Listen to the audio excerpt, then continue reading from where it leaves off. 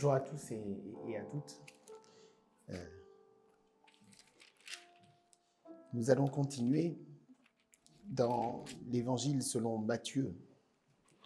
Et voilà un évangile qui, pour beaucoup d'entre nous, est connu, n'est-ce pas? Mais à chaque fois que nous reprenons la parole de Dieu, nous découvrons encore d'autres trésors. Je reviendrai sur cela, mais nous sommes actuellement dans la partie qu'on appelle béatitude, donc le sermon sur la montagne. Et Paul nous a exhortés et prêché la semaine passée. Il nous a mis en garde contre ce qu'on appelle l'hypocrisie religieuse, et c'est la continuité de ce que je vais faire aujourd'hui. Donc, je vous invite à ouvrir vos Bibles, si vous les avez, dans l'Évangile selon Matthieu, au chapitre 6, versets 19 à 34. Je vais lire dans la version Semeur. Ne vous amassez pas des richesses sur la terre, où elles sont à la merci de la rouille, des mythes qui rongent, ou des cambrioleurs qui percent les murs pour voler. Amassez-vous plutôt des trésors dans le ciel, où il n'y a ni rouille, ni mythes qui rongent, ni cambrioleurs qui percent les murs pour voler. Car là où est ton trésor, là aussi sera ton cœur. Les yeux sont comme une lampe pour le corps. Si donc tes yeux sont en bon état, ton corps entier jouira de la lumière. Mais si tes yeux sont malades, tout ton corps sera plongé dans l'obscurité. Si donc la lumière qui est en toi est obscurcie, dans quelle ténèbres profondes te trouveras-tu? Nul ne peut être en même temps au service de 2 maîtres, car ou bien il détestera l'un et il aimera l'autre, ou bien il sera dévoué au premier et il méprisera le second. Vous ne pouvez pas servir en même temps Dieu et l'argent. C'est pourquoi je vous dis, ne vous inquiétez pas en vous demandant, qu'allons-nous manger ou boire, avec quoi nous allons nous habiller? La vie ne vaut-elle pas bien plus que la nourriture, et le corps ne vaut-il pas bien plus que les habits? Voyez ces oiseaux qui volent dans les airs, ils ne sèment ni ne moissonnent. Ils n'amassent pas de provisions dans des greniers, et votre Père céleste les nourrit. N'avez-vous pas, vous, bien plus de valeur qu'eux? D'ailleurs, qui de vous peut, à force d'inquiétude, prolonger son existence, ne serait-ce que de quelques instants? Quant aux vêtements, pourquoi vous inquiétez à leur sujet? Observez les lys sauvages. Ils poussent sans se fatiguer à tisser des vêtements. Pourtant, je vous l'assure, le roi Salomon, lui-même, dans toute sa gloire, n'a jamais été aussi bien vêtu que l'un d'eux. Si Dieu habille avec tant d'élégance la petite plante des champs qui est là aujourd'hui et qui demain sera jetée au feu, à plus forte raison, ne vous vêtira-t-il pas vous-même? Ah, votre foi est encore bien petite. Ne vous inquiétez donc pas et ne dites pas « Que mangerons-nous » ou « Que boirons-nous » ? Avec quoi nous habillerons-nous? Toutes ces choses, les païens s'en procurent sans cesse. Mais votre Père qui est dans les cieux sait que vous en avez besoin. Faites donc du règne de Dieu et de ce qui est juste à ses yeux votre préoccupation première, et toutes ces choses vous seront données en plus. Ne vous inquiétez pas pour le lendemain se souciera de lui-même, à chaque jour suffit sa peine. Chaque jour suffit sa peine, c'est ce que beaucoup de gens dans le monde ont retenu. Mais ils n'ont pas retenu ce qui vient avant. Bien. Alors, j'ai intitulé cette prédication, jusqu'ici, la parole de Dieu, les trésors du cœur. Et je vais prier. Merci Seigneur pour ce temps, merci pour ta parole. Ta parole est vraiment une lampe à nos pieds, une lumière sur nos sentiers, nous dit David. Seigneur, aide-nous à nous soumettre à cette parole, malgré notre rébellion. Aide-moi à me soumettre à elle, à prêcher ce qu'elle dit, à ne pas dévier, Seigneur. En ton nom, j'ai ainsi prié. Amen. Alors, y a-t-il quelque chose dans notre vie, de plus important que suivre Christ? Si je pose la question dans ces termes, il est clair que personne ici n'aura l'outrecuidance de dire oui, j'aime l'argent, j'aime le pouvoir, j'aime le sexe plus que Dieu. Alors, je vais peut-être formuler autrement la question dans des termes qui font écho dans nos églises. Est-ce qu'il y a une demande qui revient sans cesse dans nos prières que nous adressons au Seigneur Jésus? Peut-être comme ça, formulé comme ça, c'est plus conforme à ce qui se fait, à mon avis, dans nos églises. Est-ce que dans nos prières, nous prions pour la conversion d'un enfant rebelle? Est-ce que nous prions pour une meilleure reconnaissance de notre personne par les frères et les sœurs? Meilleure reconnaissance de notre service à l'Église? Meilleure reconnaissance de nos capacités? Est-ce que nous prions régulièrement pour un meilleur travail? Est-ce que nous prions régulièrement pour être aimés, valorisés?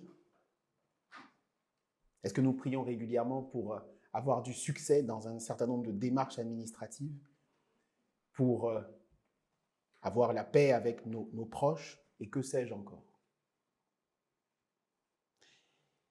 Toutes ces choses sont bonnes, frères et sœurs, et même parfois nécessaires, mais il y en a une qui, selon la Bible, selon l'Écriture, ce que nous venons de lire est vital.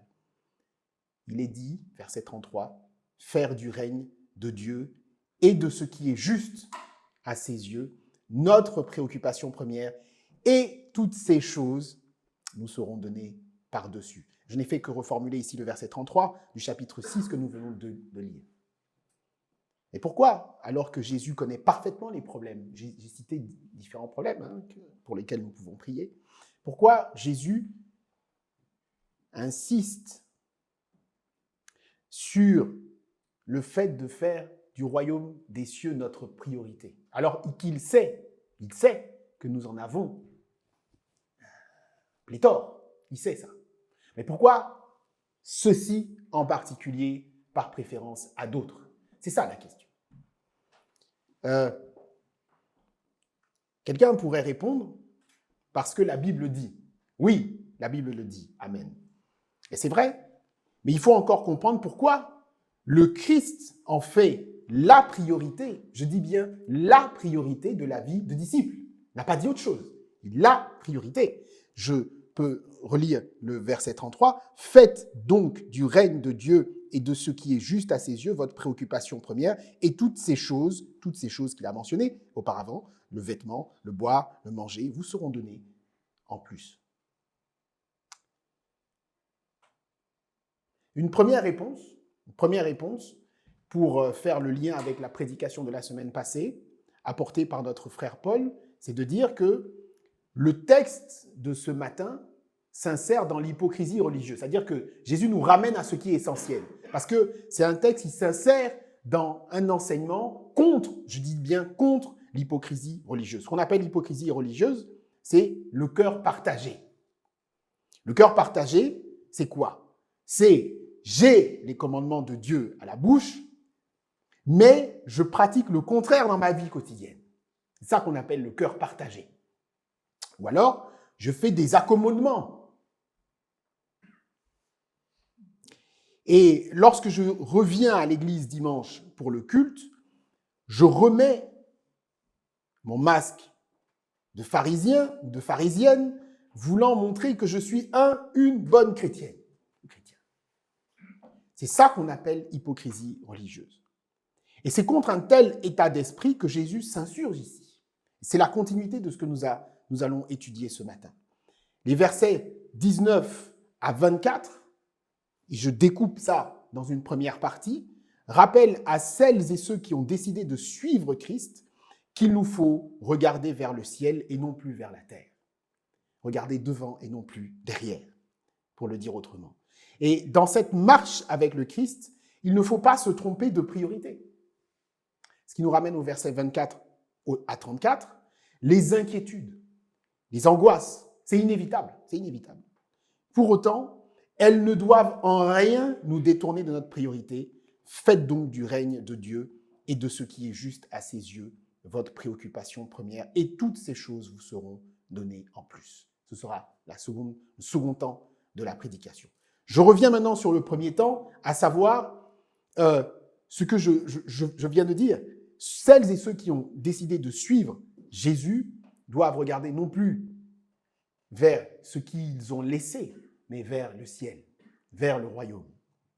Jésus utilise l'image de l'œil. Vous voyez, quand on lit les versets, on trouve là que, je ne sais pas, on peut le dire, hein, c'est parce qu'on est dans l'église, ça ne semble pas cohérent. Vous n'êtes pas d'accord avec moi? Ça ne semble pas, si on lit du 19 à 34, mais moi je commence par 19 à 24, ça ne semble pas cohérent. On commence par dire ne vous amassez pas les richesses, les yeux, et puis ensuite on revient, nul ne peut adorer deux maîtres. Vous êtes d'accord? Vous avez compris peut-être alors. Parce qu'en réalité, ce n'est pas clair de comprendre ça. Mais il y a un sens, il y a une ligne directrice. Parce que, et je vais commencer par l'œil plutôt, pour qu'on comprenne. Jésus utilise l'image de l'œil comme témoin de la bonne santé spirituelle de tout le corps. Tout le corps. Et on pourrait essayer de simplifier en disant, je simplifie, hein, mais je pense que c'est juste par rapport à ce que dit le verset, vers quoi nos regards sont-ils attirés? Vers quoi nos regards sont-ils attirés? Synonyme de pensée aussi. Hein? Vers quoi nos regards, nos pensées sont-ils attirés? Si ce qui nous intéresse, ce sont les trésors terrestres, les récompenses humaines, eh bien, le diagnostic, il est là. Nos yeux et nos corps sont malades. Qu'est-ce qui, dans le tréfonds de nos têtes, dans le tréfonds de notre être, occupe nos pensées? Quelles sont ces petites idoles du cœur qui participent à détourner notre attention de la croix de Jésus-Christ? L'envie, le désir de vengeance, la recherche de reconnaissance, je l'ai dit tout à l'heure. Bref, tout ce qui tourne autour de la satisfaction de notre petit ego au détriment du royaume. Ce texte, 19 à 24, les premiers versets, si on les médite correctement, nous donne en réalité un indicateur pertinent pour juger de ces multiples priorités.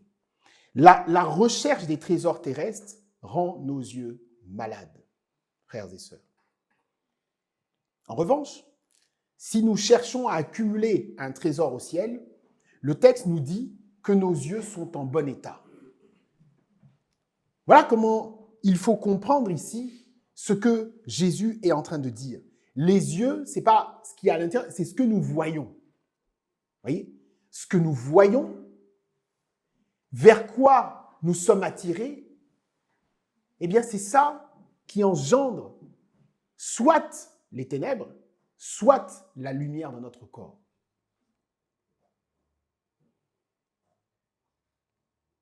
Et donc, Jésus, comme il le fait, de manière tranchante, car la parole de Dieu, elle est comparée à une épée à double tranchant, il oppose deux attitudes. Et c'est ça qui est terrible dans le christianisme, il n'y a pas de zone grise.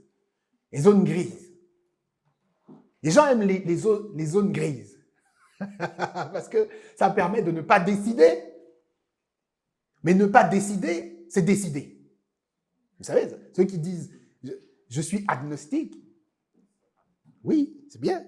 Mais ils ont décidé. Mais c'est aussi une prise de position. Je ne sais pas si je crois. Et donc, avec Jésus, il n'y a pas ça. On entend ça parfois chez nos enfants. Hein. Je ne sais pas encore si. J'attends que. Et donc, Jésus oppose ici deux attitudes. La première cherche les honneurs, la richesse, la gloire.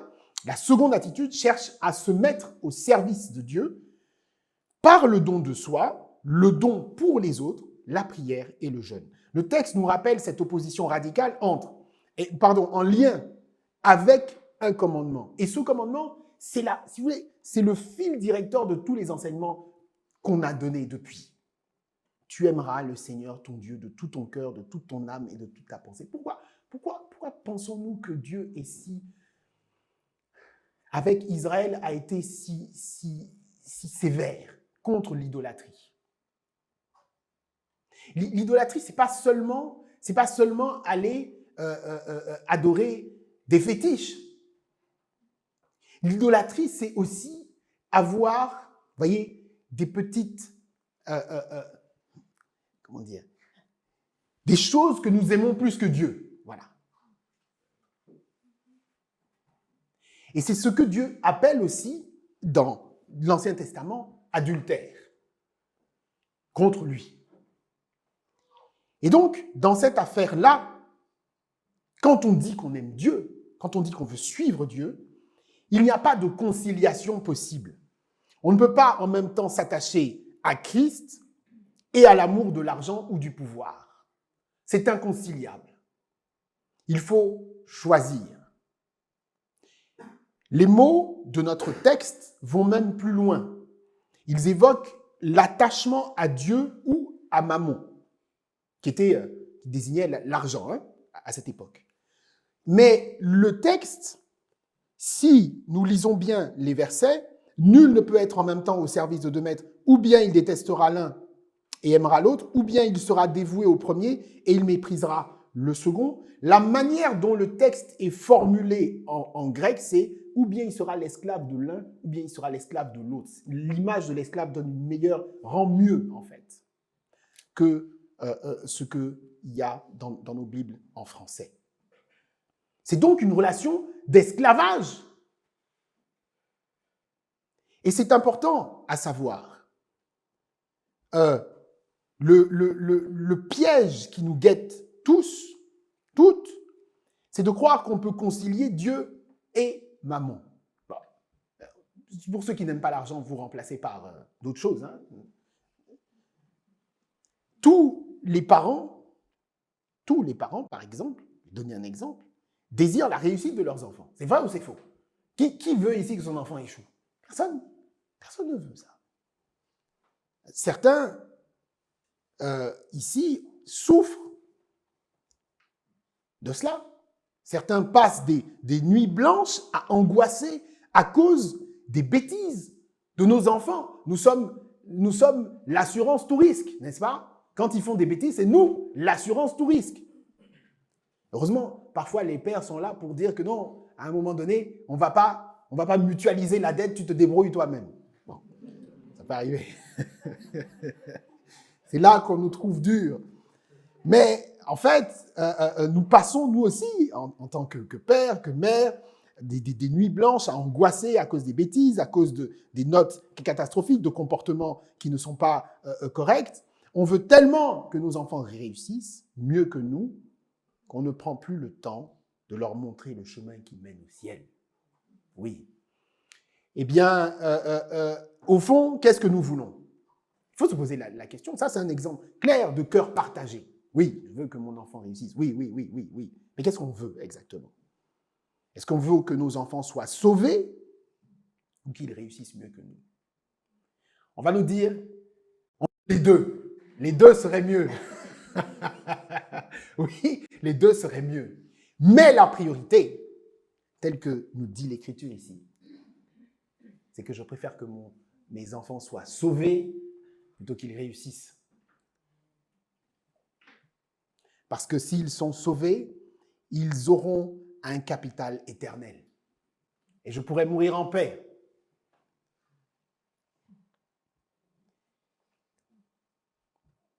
La séduction de la conciliation nous fait croire que, en fait, on maîtrise la situation. Quand on dit « Ah, je veux concilier Dieu et l'argent, Dieu et une déviance quelconque, ou un péché quelconque ». La séduction, c'est de croire qu'on maîtrise la situation, alors qu'en réalité, c'est le péché qui finit par nous dominer et faire de nous des esclaves. Comme disent les jeunes, je gère. Je gère, mais derrière je gère, se dissimule la triste réalité. La triste réalité, c'est quoi? C'est que tu dis, tu gères, mais en fait, je préfère que tu puisses dire, franchement, je me complais dans mon péché et je désire y rester. Moi, je préfère qu'on me dise ça clairement plutôt que de dire, je gère. Il n'y a pas de je gère dans cette histoire-là. Parce que je gère, c'est la garantie d'être esclave de son péché. Et la première chose pour ne plus être esclave, c'est de le confesser. Et l'Écriture nous dit, il est fidèle et juste pour nous pardonner. Frères et sœurs, ne cherchons pas à concilier, mais plutôt à nous soumettre entièrement à Dieu. En disant cela, je ne voudrais pas être mal compris. Je ne suis pas en train de dire qu'il ne faut pas travailler. Je ne suis pas en train de dire qu'il ne faut pas rechercher une promotion. Je ne suis pas en train de dire qu'il ne faut pas chercher un avenir meilleur pour nos enfants. Ce n'est pas ça que je suis en train de dire. Mais je dis, toutes ces choses sont bonnes. Oui, elles sont bonnes. Mais elles doivent venir après l'essentiel. Et l'essentiel, c'est Christ et l'Église. Je dis souvent à mon fils, nous avons eu la grâce de Dieu d'avoir un enfant intelligent. C'est une grâce. Je dis, mais à quoi va te servir toute cette intelligence si tu ne sais pas comment t'en servir? C'était pas dans mes notes, donc je m'éloigne un peu. Vous connaissez Turing, le fameux Turing, Alan Turing, qui a découvert, le mathématicien anglais, qui a découvert, qui a réussi à casser les codes des Allemands durant la Seconde Guerre mondiale. Alan Turing, un grand mathématicien, physicien, tout ça. Il a mal fini. Il a fini dans la dépression. Je crois qu'il s'est suicidé. Et en fait, toute cette grande intelligence a été utilisée par le renseignement britannique durant la Seconde Guerre mondiale. Et quand la Seconde Guerre mondiale s'est terminée, on n'avait plus énormément besoin de Alan Turing. Je dis souvent ceci à mon fils, toute cette grande intelligence va te servir à quoi si tu ne sais pas t'en servir? Et si tu ne sais pas discerner le bien du mal? Ça ne sert à rien. Ce sera un poids, en fait, pour toi, et une souffrance. Et donc, ce qui est important, ce qui est essentiel, ce que nous ne devons pas perdre de vue, c'est Christ et l'Église. Et ce que dit le texte, c'est que la personne qui prétend suivre Christ doit chaque jour se rappeler que nous ne sommes que de passage sur terre et que nous marchons les yeux tournés vers le ciel. Voilà pourquoi, pour reprendre l'exemple des enfants, j'insiste, plutôt que d'accumuler ici-bas, travaillons à diriger nos priorités vers le Christ. J'en viens maintenant à ma seconde partie, des versets 25 à 34. En gros, le texte nous dit ici que les choses que nous désirons ici-bas vont un jour ou l'autre disparaître. D'où naissent les inquiétudes?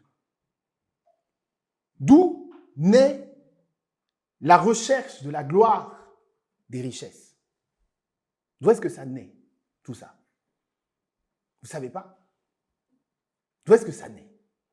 Pourquoi on se lève un matin, on veut être plus riche, on veut avoir du pouvoir, on veut ceci, on veut cela. Pourquoi? Bien, j'ai une petite explication. Je pense que c'est souvent lié à la peur. Le besoin de combler un vide. Le besoin de combler un vide profond. Voilà pourquoi Jésus prend deux contre-exemples pour nous montrer que, en fait, Dieu est au-dessus de notre peur et est le seul à pouvoir la combler. Il prend l'exemple des oiseaux et des plantes. Il dit, Voyez ces oiseaux qui volent dans les airs, ils ne sèment ni ne moissonnent. Ils n'amassent pas de provisions dans les greniers et votre Père céleste les nourrit. N'avez-vous pas bien plus de valeur qu'eux? D'ailleurs, qui de vous peut, à force d'inquiétude, prolonger son existence ne serait-ce que quelques instants? Personne. C'est vrai. Qui peut, à cause est-ce que c'est les inquiétudes qui vont faire qu'on va vivre? Non. Et donc, Jésus prend deux exemples. Ce sont des exemples oiseaux et plantes qui sont des exemples liés. Les oiseaux et les plantes sont des créatures de Dieu, en fait. Et ce que Jésus est en train de dire ici, c'est que si Dieu s'occupe si bien de ces créatures, dont nous-mêmes nous ne nous occupons pas, eh bien, est-ce qu'il ne s'occupera pas encore mieux de l'être humain, de nous, qu'il a créé à son image et pour lequel il a envoyé son Fils unique se sacrifier? Voyez le parallèle. Ce dont il faut se préoccuper, selon notre texte, c'est de rechercher sans relâche le royaume. Pas la nourriture, pas le vêtement, mais le royaume. Et c'est pour ça que, je reviens au verset 33, « Faites donc du règne de Dieu et de ce qui est juste à ses yeux, votre préoccupation première, et toutes ces choses vous seront données en plus. » Le royaume et la justice ici, c'est là ce qu'il nous faut rechercher. Où nous mènent les inquiétudes? Où est-ce que ça nous mène? Nous le savons.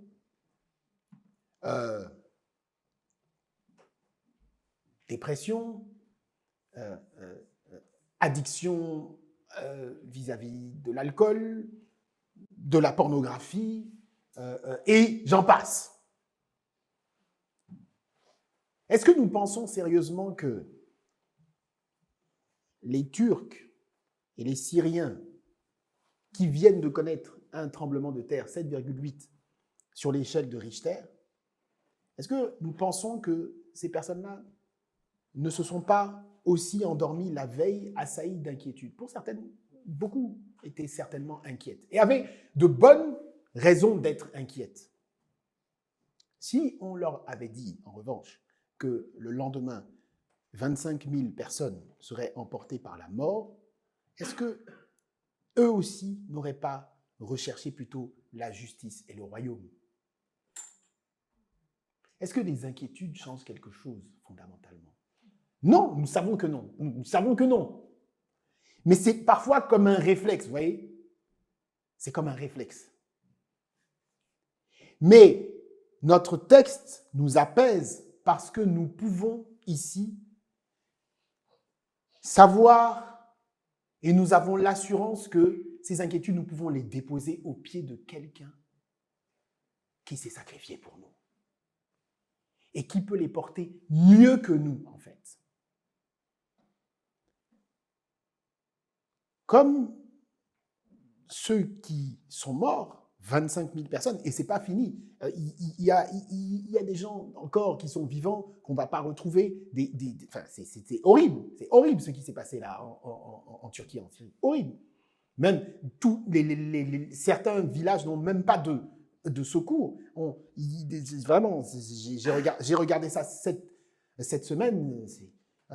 Une mère qui a accouché, le cordon ombilical n'était pas coupé, l'enfant a vécu, la mère est morte. C'est terrible.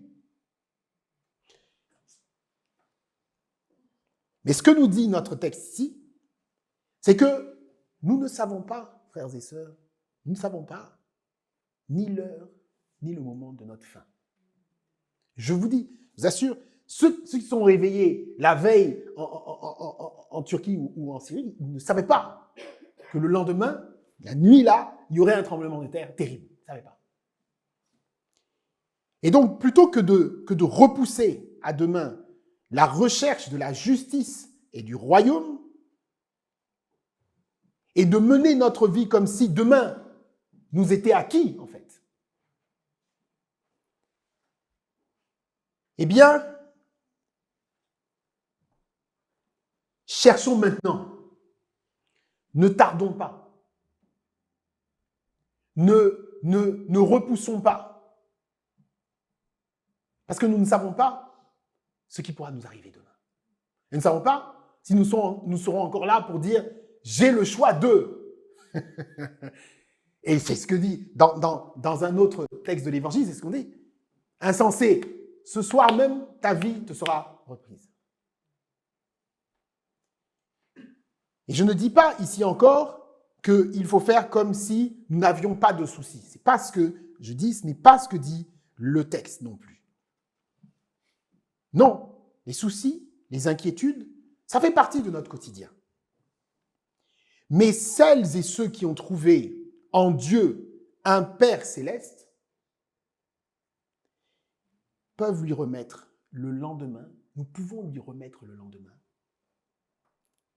Et se préoccuper de vivre la justice du royaume maintenant.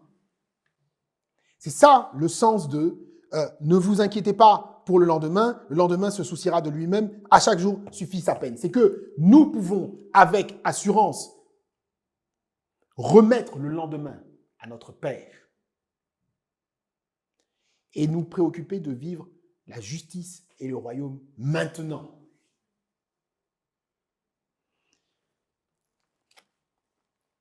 J'ai terminé, mais avant,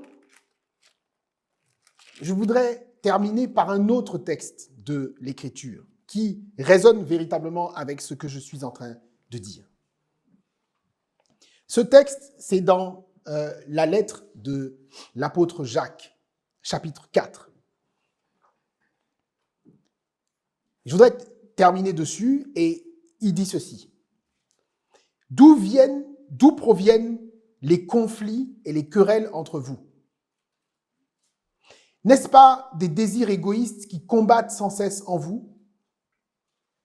Vous convoitez beaucoup de choses, mais vos désirs restent insatisfaits. Vous êtes meurtriers, vous vous consumez en jalousie et vous ne pouvez rien obtenir. Vous bataillez et vous vous disputez. Vous n'avez pas ce que vous désirez parce que vous ne demandez pas à Dieu. Ou bien, quand vous demandez, vous ne recevez pas car vous demandez avec de mauvais motifs. Vous voulez que l'objet de vos demandes serve votre propre plaisir. Et donc, conclusion, peuple adultère que vous êtes, ne savez-vous pas qu'aimer le monde, c'est haïr Dieu? Si donc quelqu'un veut être l'ami du monde, il se fait l'ennemi de Dieu. Prenez-vous pour des paroles en l'air ce que déclare l'Écriture? Dieu ne tolère aucun rival de l'esprit qu'il fait habiter en nous. Mais bien plus grande est la grâce qu'il nous accorde. Voici donc ce que déclare l'Écriture. Dieu s'oppose aux orgueilleux, mais il accorde sa grâce aux hommes. Soumettez-vous donc à Dieu. Résistez au diable et il fuira loin de vous. Je vais prier. Seigneur, nous voulons te rendre grâce pour ta parole. Ta parole est une lampe à nos pieds, une lumière sur nos sentiers, Seigneur. Et nous voulons te demander pardon parce que nous avons du mal souvent à définir nos priorités.